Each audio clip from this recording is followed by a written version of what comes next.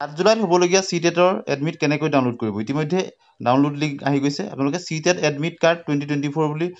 গুগলত বা কোনবা ব্ৰাউজাৰত মাৰিব ইন্টাৰনেট ব্ৰাউজাৰ তেতিয়া এনেদৰে খোল খাই যাব ইন্টাৰফেচটো আপোনালোকে নিশ্চয় দেখিছে তাৰ পিছতে আপোনালোকে download CTET July admit card তাত ক্লিক কৰি দিব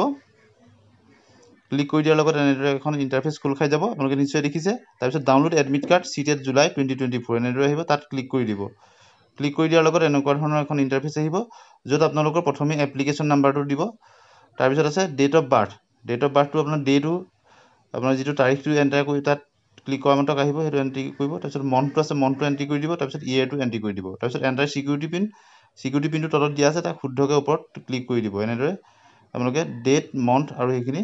ইয়াৰটো এন্টাৰ কৰাৰ পিছত সিকিউৰিটি পিনটো মাৰিব লাগিব তাৰ পিছত আপোনালোকে সাবমিট কৰিব লাগিব সাবমিট কৰাৰ লগে লগে আপোনালোকৰ